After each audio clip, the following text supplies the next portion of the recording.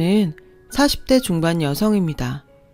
규모가 좀 있는 식당을 경영하고 있어요. 처음부터 식당 일을 했던 건 아니었는데 제 인생이 이렇게 풀렸네요.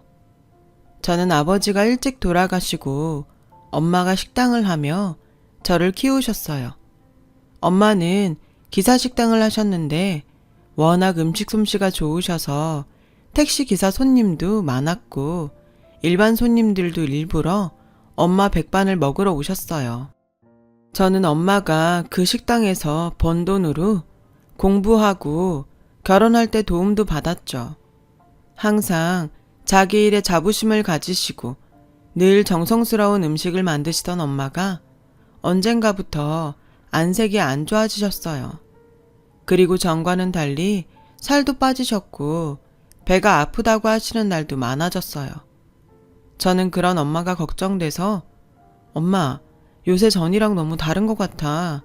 살도 많이 빠졌고 나이도 있으니까 너무 무리하지 말고 쉬엄쉬엄 해. 병원도 가고 라고 하자 식당은 손만 내는 사람이 잠시라도 쉬면 금방 표가 나는 법이야.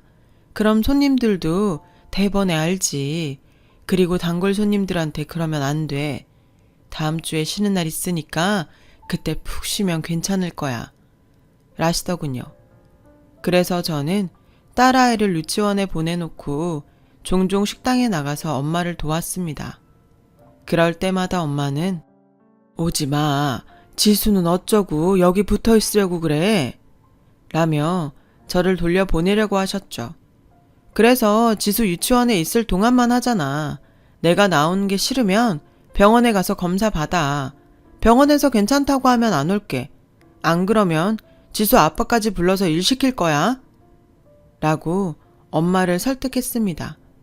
엄마는 제 남편에게 한 번도 힘든 일을 시키지 않으셨어요. 안 그래도 밖에서 일하느라 힘든데 집에서라도 편하게 해줘야 한다면서 저한테도 큰일 아니면 웬만하면 친정일 거들게 하지 말라고 하셨죠. 그래서 제가 남편도 식당에 나오게 하겠다고 했고 엄마는 한숨을 푹 쉬시며 어쩔 수 없다는 듯 다음날 병원에 다녀오겠다고 하시더군요. 엄마가 병원에 혼자 가시는 게 안쓰러워서 남편 보고 버스로 출근하라고 하고 엄마를 차에 태워 병원에 갔어요. 병원에서는 엄마 안색을 보시더니 눈꺼풀도 뒤집어 보시고 청진기 진찰도 한참 하더군요. 그리고 검사를 좀 더 해봐야 하겠다는 것이었어요. 뭔가 좋지 않은 예감이 들었고 아니나 다를까 결과가 나오자 큰 병원에 가보라고 하는 거였어요. 정밀 진단이 필요해 보입니다. 하루라도 빨리 대학병원에 가셔서 검사를 받아보시는 게 좋겠습니다. 저는 의사 말에 가슴이 철렁했습니다. 하지만 엄마한테는 솔직히 말씀드릴 수 없었죠. 평생 저 잘 되는 것만 바라보시며 열심히 사셨는데 이제 와서 큰 병에 걸렸을지도 모른다고 하면 얼마나 낙심이 크겠어요. 그래서 저는 이 병원에 초음파가 없어서 큰 병원에 가야 한다고만 했습니다. 그런 걸 꼭 봐야 해? 초음파 같은 건 임산부들이나 하는 거지. 나더러 뭘 그런 걸 하라고 해. 거기 의사 돌팔이 아니냐? 아니야. 원래 노인들은 검사 이것저것 다 받으라고 해. 이왕 이렇게 된 거 마저 검사 받고 약 먹고 낫는 게 훨씬 좋잖아. 라며 엄마를 억지로 끌고 대학병원에 가게 되었어요. 혹시나 동네 병원에서 했던 검사가 잘못 나온 건 아닌지 그런 기대도 조금 해봤는데 결과는 청천벽력 같은 췌장암이었어요. 병원에서는 바로 입원해서 수술하는 게 좋겠다고 해서 입원 수속을 밟기 시작했어요. 저는 차마 엄마에게 췌장암이라고 말할 수 없어서 엄마, 위에 궤양이 심해서 그거 수술하고 경과 봐야 된대. 그러니까 오늘 바로 입원해서 수술 날짜 잡자. 라고 하자 됐다, 일 없어. 궤양 같은 거 약 먹으면 되지. 무슨 수술까지 하냐. 이럴 때가 아니야. 요즘 식당을 너무 자주 비웠어. 어서 가서 반찬도 만들고 고기도 손질해야 돼. 얼른 가자. 저는 엄마의 고집에 그만 우라통이 터지고 말았습니다. 맨날 식당. 주방 아줌마도 다 할 줄 아는 거잖아. 식당만 중요하고 엄마 몸은 안 중요해? 나는 엄마 잘못되면 난 이 세상에 혼자 되는 건데 어떻게 엄마 원하는 것만 하려고 해? 라며 화를 내자 엄마는 처음 보는 제 모습에 놀라셨는지 알았어. 네가 그렇게 속상할 줄 몰랐지. 대신 식당 일 정리 좀 하고 와서 입원할게. 진짜야. 저는 엄마한테 단단히 약속을 받고 일주일 후에 입원하겠다고 의사 선생님께 말씀드린 후 엄마를 모시고 돌아왔어요. 그날 저녁 엄마도 수술을 받아야 하니 병의 경과 사실을 아셔야 할 것 같아 솔직하게 말씀드렸어요. 이야기를 듣자마자 엄마의 동공이 흔들렸어요.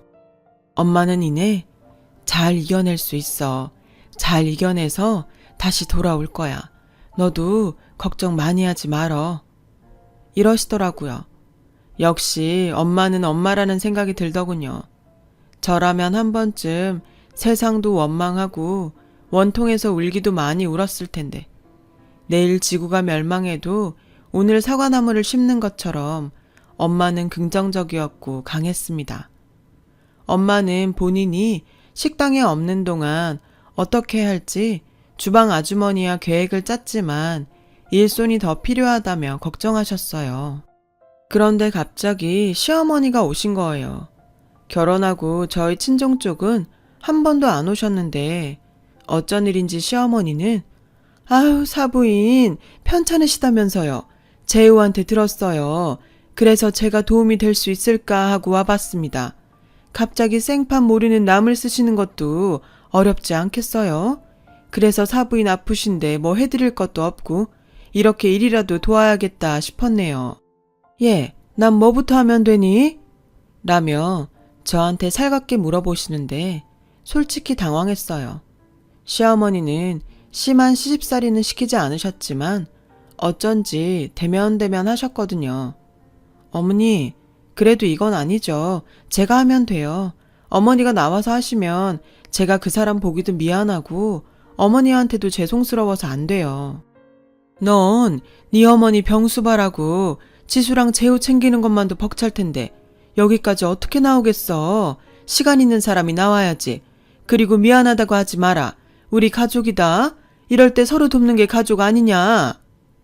저는 그 말에 그동안 시어머니를 오해한 것 같아 죄송했습니다.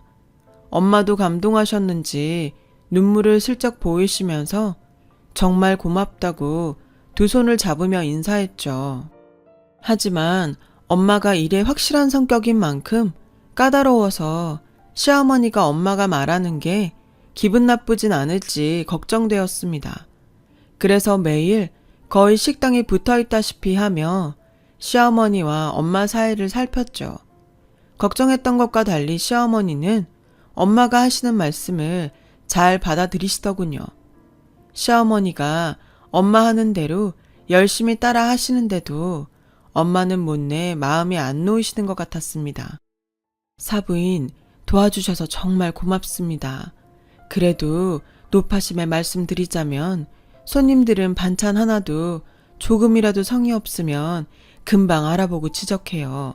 오늘 반찬 이상하다고요. 그러니까 힘드셔도 매일 정신 바짝 챙기시고 주방 아주머니 양념 해놓으시는 거 잘 마무리하셔서 저하고 하실 때랑 똑같이 하셔야 돼요. 그리고 홀은 물론이고 주방도 늘 깨끗하게 해주세요. 걱정 마세요. 저 사부인 욕 안 먹이려고 이렇게 하고 있잖아요. 사부인 병원 들어가셔도 그대로 할게요. 그러니까 얼른 나으실 생각만 하세요. 라며 안심시켜 주셨고 그런 시어머니가 너무 고마웠습니다. 엄마는 입원하기 이틀 전부터 시어머니에게 온전히 맡기시고 옆에서 지켜보기만 하셨어요. 그렇지만 역시 주방 아주머니와는 손발 맞춘 시간이 짧아서인지 자꾸 얼굴 붉히는 일이 생기더군요. 주방 아주머니는 답답했는지 저기요, 아까랑 다르시잖아요. 그건 기름 두르지 말고 물을 넣고 볶아야 된다니까요. 아니, 그러면 좋게 말을 해주면 되지. 왜 소리를 질러요? 라며 말다툼을 했고, 저는 두 분 모두에게 죄송하다고 하며 얼른 시어머니를 데리고 나가서 카페에서 음료를 사드리며 진정시켜 드렸습니다. 엄마도 안 되겠는지 본인이 다시 주방에 들어가셨고, 예, 아무래도 안 되겠다. 일이란 게 하다 보면 큰 소리도 날 수 있는데 사부인은 역시 어려워. 또 이렇게 아줌마랑 싸움이라도 나면 그때는 어쩌니? 내가 병원에서 중간에 나올 수도 없고. 저도 물론 걱정은 됐지만 엄마, 좀 전에 시어머니가 다시 잘 해보겠다고 하셨어. 아무래도 식당 일은 처음 해보시는 거니까 서툰 점이 있겠지. 누군 처음부터 잘했어. 엄마도 옛날 생각해봐. 안 그래? 내가 틈틈이 들여다볼 테니까 너무 걱정하지 마. 라고 하니 퇴근길에 들린 남편도 네 장모님 염려 마세요. 제가 엄마한테 기왕 하시는 거 잘해달라고 다시 한번 부탁드릴게요. 휴일에는 저도 나와서 돕고요. 장모님이 건강해지셔서 얼른 퇴원해야 저희같이 서툰 사람 일하는 시간이 짧아지는 거니까 지금은 장모님 얼른 나으셔서 건강해지는 것만 생각하세요. 라며 엄마를 안심시켰어요. 그렇게 이틀이 지나고 엄마는 병원에 입원하셨고 그 다음날 오전에 수술에 들어가셨어요. 암이 다른 데로 퍼지지 않아 수술 경과가 좋기만을 간절히 바라며 수술실 앞을 지켰습니다. 하지만 수술실을 나온 의사 표정은 어두웠습니다. 예상은 했지만 췌장 주위로 암이 침륜돼서 예후가 좋지 않습니다. 이미 황달도 생긴 후에 오신 거라서 림프절까지 전이됐고요. 아무래도 마음의 준비를 하셔야 할 것 같습니다.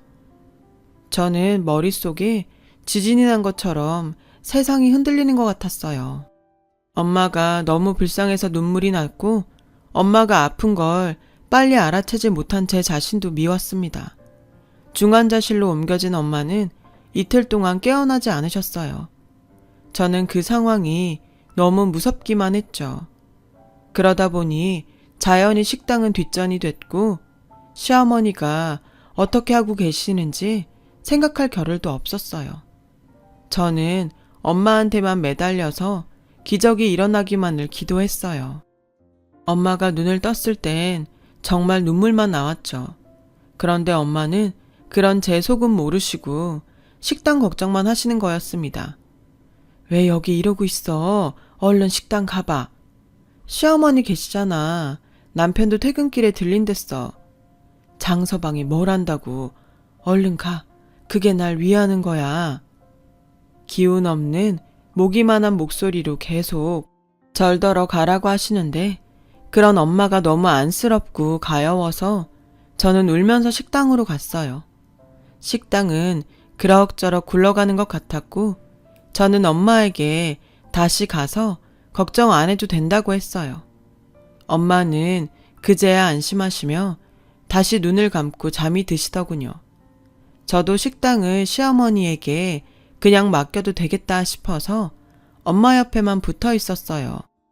그러나 예상대로 엄마는 점점 나빠지셨고 일반 병실로 옮길 수 없었습니다. 병원에서는 항암 치료도 소용없을 거라며 마약성 진통제만 계속 놔주고 있었어요. 저는 피골이 상접해서 진통제 용량만 늘린 엄마를 보며 그제야 마음의 준비를 해야 한다는 말이 실감이 났습니다. 엄마가 돌아가시면 식당도 어떻게 해야 할지 고민이 되었죠. 그래서 하루는 주방 아주머니와 얘기를 해보려고 식당에 갔어요. 그런데 어쩐 일인지 식당이 어딘가 황량하고 의심스러운 거예요. 어머니, 이게 어떻게 된 거예요? 주방 아주머니는 어디 계시고요? 오늘 장사 안 하기로 하셨어요? 라고 하자 시어머니는 그 사람 내보냈다. 아주 못 쓰겠더구나. 내가 사장 사돈인데 눈 똑바로 뜨고 따박따박 싸가지 없는 말만 하고 라고 하셨고 그때 처음 보는 아주머니가 오셔서 주방에 들어가시더군요. 아주머니 내보내시면 음식은요? 설마 저분이 하시는 거예요? 내가 급하게 구하느라 돈도 더 주고 데리고 왔어. 아니, 자기가 여기서 오래 일했으면 했지. 주방에서 한 발자국도 안 움직이면서 나보고 이래라 저래라 명령이나 하고 말이야. 사람이 위아래가 있어야지. 암만 일만 잘하면 뭐하니? 라고 하셨고, 저는 어머니, 그래도 이건 저희 엄마와 상의하셨어야죠. 안 되면 저한테라도 말씀하셨어야죠. 그 아주머니가 어떤 분인데 그렇게 어머니 마음대로 내보내세요. 그리고 홀은 왜 이래요? 청소도 안 돼 있잖아요. 어머니, 저희 엄마 하시던 대로 하기로 약속하셔놓고 이러시면 어떡해요? 라고 하니 시어머니는 벌컥 화를 내시며 예, 내가 지금 온몸이 안 아픈 데가 없어. 그런데도 지금 사부인 돕겠다고 안 해본 일 하느라 삭신이 쑤시는데도 매일 나와서 이 고생인데 말을 그렇게밖에 못하겠니? 나라고 맨날 시간이 남아서 여기 이러고 앉아있겠어? 그리고 일이란 게 잘하는 것보다 서로 마음 맞춰가며 즐겁게 일할 사람이랑 해야 능률도 더 잘 오르고 장사도 더 잘 되는 법이야. 그리고 너 지금 나한테 따박따박 가르치는데 니네 엄마가 그렇게 가르치디? 정 마음에 안 들면 나도 손 뗄란다. 어디 네가 혼자 잘 한번 해봐. 라며 펄펄 뛰는 거였어요. 저는 시어머니의 이상한 논리에 할 말을 잃었고 어쨌든 지금은 싸울 게 아니라 눈앞의 일들을 처리해야 한다고 생각되어서 그날부터 병원에서 반나절, 식당에서 반나절 있으면서 홀 서빙부터 주방 보조까지 도맡아야 했습니다. 그런데 어느 날 맛집 블로거가 찾아왔어요. 그 사람은 전에도 몇 번 식당에 왔었고 늘 저희 식당에 대해 좋게 글을 올려줘서 저하고도 잘 지내는 사람이었어요. 그런데 그 사람이 시어머니 눈을 피해 저에게 눈짓을 하며 따라오라고 하더군요. 그래서 그 사람을 따라 카페에 갔더니 저희 식당 동영상을 하나 보여주는데 정말 입이 딱 벌어지고 말았어요. 동영상에는 시어머니가 새로운 주방 아주머니한테 내가 안쓰돈 구워 삶느라 애 좀 썼지. 그 양반도 어렴풋이 자기 운명 눈치챘는지 지 딸은 식당 안 시키고 싶다고 운을 떼길래 내가 잘해보겠다고 냉큼 말했거든. 그래서 내가 그 사람 죽으면 여기 받기로 구두 약속 다 해놨잖아. 녹음도 다 해서 발뺌도 못해. 어차피 췌장암 그거 수술 잘 돼도 오래 살지 못한다더라. 저는 너무 충격을 받아서 정신을 차릴 수가 없었어요. 게다가 그 블로거 말이 음식 맛이 변해서 이상하다고 하더군요. 이 일을 어찌해야 하나 정말 며칠을 혼자 끙끙 앓았어요. 아픈 엄마에게 식당이 엉망이 됐고 시어머니는 그 식당을 자기 걸로 만들 궁리만 하고 있다고 말할 수는 없었으니까요. 저는 결국 식당을 시어머니한테 물려줄 건지만 슬쩍 물어봤습니다. 안 싸더니 전부터 그런 식당 운영해보고 싶어서 여기저기 많이 알아봤다고 하더라고. 그런데 나이가 많으니 다들 일 가르쳐줄 생각도 안 하고 서빙 한 번도 안 시켜주더라는 거야. 워낙 열심히 하시고 내가 알려주는 그대로 잘해서 그러겠다고 했어. 식당 자기한테 넘기고 자기는 하고 싶은 일 해서 좋고 그 돈으로 너 편히 살게 하고 얼마나 좋으냐고. 엄마 생각도 같아.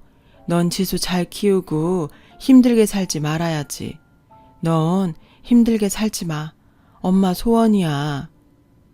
뼈만 남은 손으로 제 손을 잡고 간절히 부탁하시는데 저는 펑펑 울고 싶은 걸 애써 참았어요. 그렇다고 남편에게 이 사실을 말하기도 참 어렵더군요. 자기 엄마를 나쁘게 말하는 게 될 텐데 남편이라고 그 얘기가 듣기 좋을 리 없을 테니까요. 그래, 남편도 있는데 시어머니가 나쁘면 얼마나 나쁘겠어. 하고 싶어 하시기도 하고 엄마 말대로 하는 것도 나쁘지 않지. 근데 그렇게 둬도 괜찮은 걸까? 그렇게 저 혼자 고민만 하는 사이에 엄마가 돌아가셨어요. 엄마는 마지막까지도 제게 손에 물 묻히지 말고 제발 너는 편히 살라고만 하셨고 저는 그때서야 눈물을 터뜨리며 통곡을 했습니다. 아버지 장례식 때도 그렇게 정신없진 않았는데 엄마 장례식은 정말 제정신이 아닌 상태로 치렀어요. 엄마가 너무 불쌍했고 너무 고통스러워하다 돌아가셔서 마음이 아팠죠. 반은 넋이 나간 상태로 일을 다 치르고 나니 그제야 식당을 어떻게든 찾아야겠다는 생각에 정신이 번쩍 들더라고요. 그런데 식당을 가보니 이미 주인이 바뀌어 있는 거였어요. 아니, 이게 어떻게 된 거예요? 아줌마는 누구세요? 라고 묻자 지난주에 제가 여기 인수했어요. 여기 있는 거 다 받기로 하고 돈도 더 많이 줬는데 그러는 그쪽은 누구세요?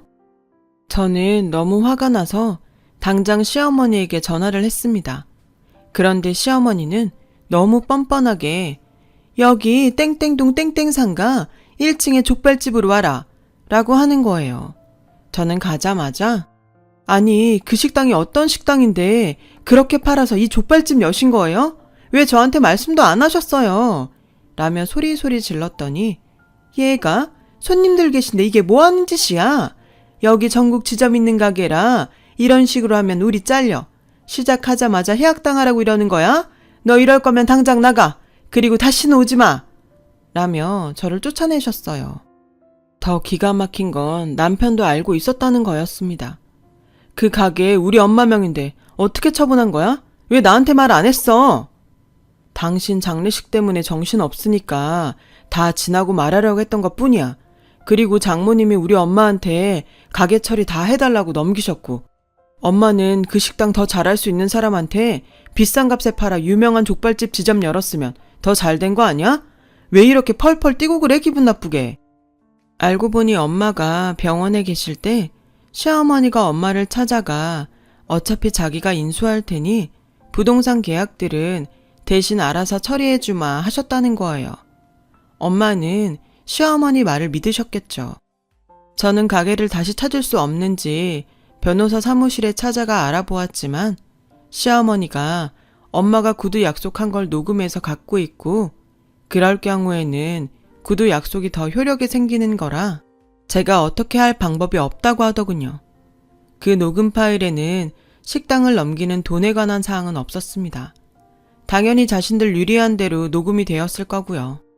남편은 제가 법률 자문을 구했다는 걸 알고 길길이 날뛰었고 저도 그런 남편하고 더는 살고 싶지 않아서 이혼하자고 했어요. 남편도 선뜻 그러겠다고 하더군요. 자기는 재혼하기 쉽지만 애 딸린 저는 아무도 안 쳐다볼 거라나요. 남편은 저와 10여 년의 세월을 무엇 때문에 살았을까 정말 많은 생각이 들었고 배신감에 치가 떨렸어요. 남편과 이혼하고 얼마 없는 예금과 엄마가 살던 집만 가지고는 딸아이를 키우는 것은 물론 일상생활도 힘들 지경이었어요. 제가 엄마 식당 일을 도왔었기 때문에 그쪽에 이력이 있어서 시내 식당들을 중심으로 일자리를 알아보았어요. 그렇게 식당들을 돌아다니다가 전에 계시던 주방 아주머니를 만났습니다. 아주머니는 갈비집에서 일을 하고 계셨는데 저를 보더니 반가워서 어쩔 줄 몰라 하셨어요. 저 일자리가 필요해요. 아주머니, 여기 사장님한테 말씀 좀 잘해주세요. 저 일 잘한다고요. 라고 하니 아주머니는 절더러 이따 따로 만나자고 하셨습니다. 일을 마치고 저와 카페에서 만난 아주머니는 자기와 함께 조그맣게 식당을 해보면 어떻겠냐고 하셨어요. 자기가 가진 돈하고 내가 모아놓은 돈 하면 변두리 작은 데는 얻을 수 있어. 저는 아주머니의 격려에 힘을 얻어 그러겠다고 했죠. 아주머니가 계신 것만으로도 든든했고요. 저는 방에서 엄마 물건을 정리하다가 노트를 발견했고 거기에는 엄마만의 비법 양념 레시피들이 줄줄이 써 있었어요. 저는 다음날 바로 그걸 들고 아주머니께 갔고 아주머니와 함께 양념을 만들고 숙성시키는 걸 연습해서 몇 달 후 식당을 열었어요. 작은 동네 식당이라 처음에는 손님이 얼마 없었지만 역시나 엄마의 양념은 모두에게 통했어요. 저희 가게는 점점 소문이 나서 예전에 엄마 식당에 밥을 먹으러 오던 기사 아저씨들도 찾아오셨어요. 개업하고 3년 만에 큰 가게로 옮길 정도로 장사가 잘 됐습니다. 그러다가 저는 다른 동네 맛집이 인터넷으로 포장 판매하는 걸 보고 저희도 하면 좋겠다고 생각했고 아주머니도 찬성하셨어요. 인터넷에 고기 불백이며 찌개며 반찬을 팔기 시작하자 식당에 한번 와봤던 사람들이 줄줄이 구입해 주시더라고요. 저희는 소위 대박이 났습니다. 그렇게 몇 년이 지나자 제 수중엔 큰 돈이 모였어요. 엄마를 생각하면 눈물만 났죠. 엄마가 남겨준 노트 덕에 난 이제 잘 살게 됐어. 근데 그 나쁜 것들은 어쩌지? 그냥 저렇게 잘 먹고 잘 살아도 되나? 라며 엄마 사진을 보고 얘기를 하다가 문득 그 상가가 궁금해지더라고요. 다음날 저는 부동산에 그 상가를 알아보았고 안 그래도 건물주가 급전이 필요하다고 살만한 사람 있는지 알아봐 달라고 했다는 거예요.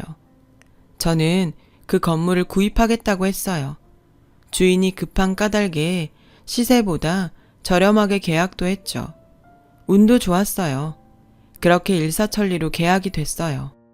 며칠 뒤 전 그 족발집에 찾아갔어요. 가게 안은 퀴퀴한 냄새가 나고 어쩐지 공기도 안 좋더군요. 이 상태의 가게로 어떻게 몇 년간 장사를 해온 건지 그게 더 대단하게 느껴질 정도였어요.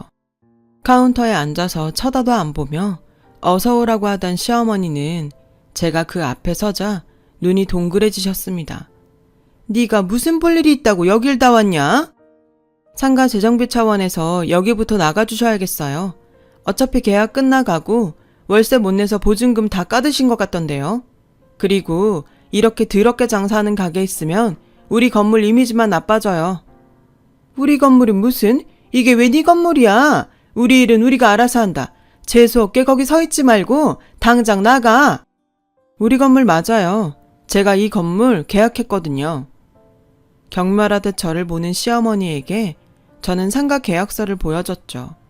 시어머니는 안색이 하얗게 질렸어요. 계약서를 보자 시어머니는 저를 붙잡고 뭐? 얘, 그게 무슨 말이니? 우리 장사 잘하고 있어. 근데 정말 네가 이 건물 주인이라고? 아무리 그래도 갑자기 나가라고 하면 우린 어쩌라고 그래. 그래도 한때는 내 아들하고 네가 부부였고 나도 니네 어머니 아프실 때 여러모로 도왔는데 네가 재우랑 헤어졌다고 이러면 되겠니? 저희를 도와요? 엄마 장례식 때 가게 팔아먹고 그 돈 어쨌어요?